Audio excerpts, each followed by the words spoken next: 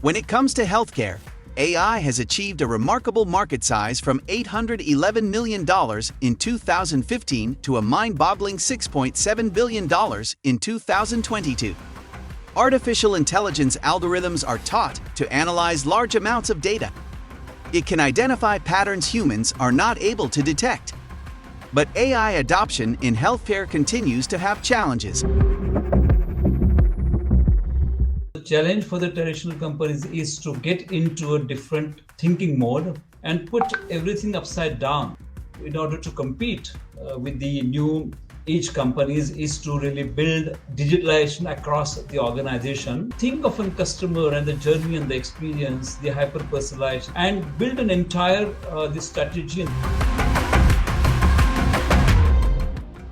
We are so unique, and the way we react and respond to anything and everything is so unique.